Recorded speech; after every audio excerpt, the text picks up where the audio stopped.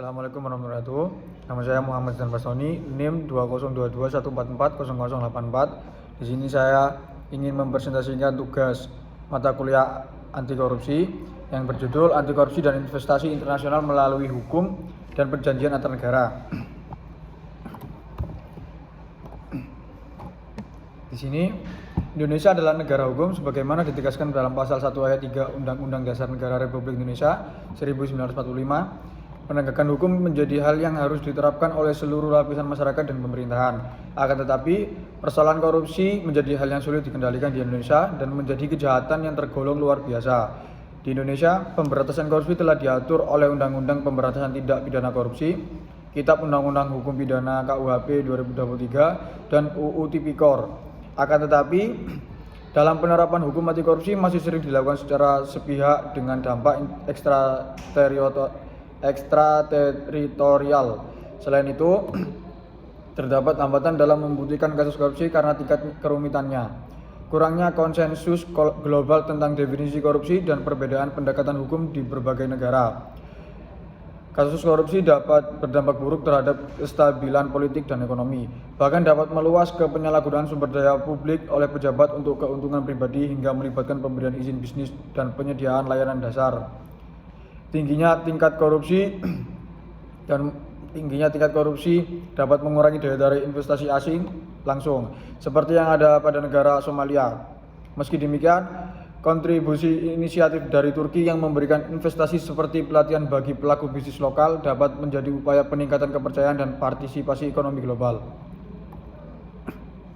Sehingga pengurangan korupsi diharapkan dapat memperbaiki citra negara di mata investor global. Karena investasi pun perlu melibatkan elemen legalitas untuk memperkuat kepercayaan negara.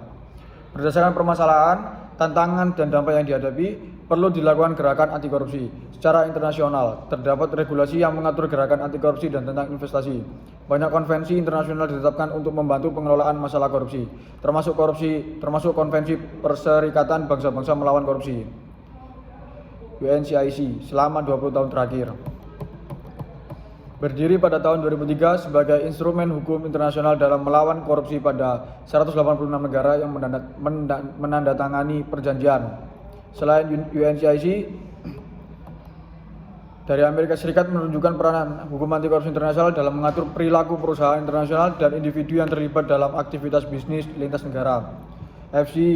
FCPA mengandung larangan suap kepada pejabat asing untuk mendapatkan atau mempertahankan bisnis. Begitu pula hukum yang diatur pada OECD Anti-Bribery Convention yang mewajibkan negara-negara anggota untuk melarang dan menghukum suap terhadap pejabat publik asing dalam transaksi bisnis internasional. Hukum-hukum yang telah disebutkan dapat membantu penegakan anti korupsi dan investasi.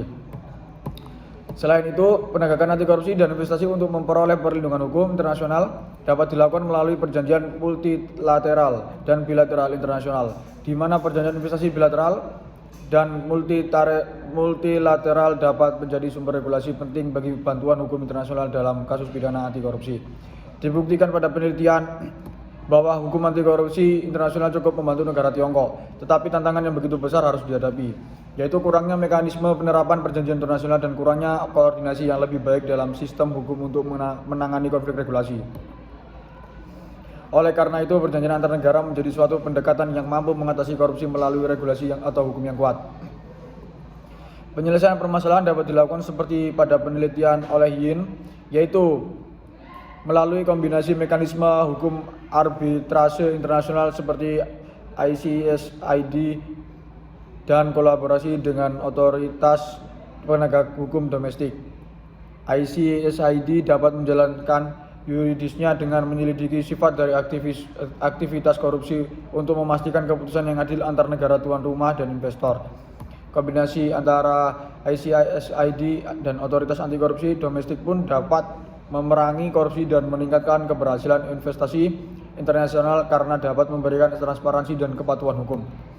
Dengan demikian, permasalahan korupsi dan perilaku investasi secara internasional kembali pada negara itu sendiri, apakah dapat mematuhi hukum yang berlaku pada skala internasional maupun domestik, dan memiliki transparansi yang dapat memperkuat kepercayaan yang dilibatkan dalam proses investasi. Selain itu, perjanjian bilateral dan multilateral dapat mendorong penguatan. Perjanjian bilateral dan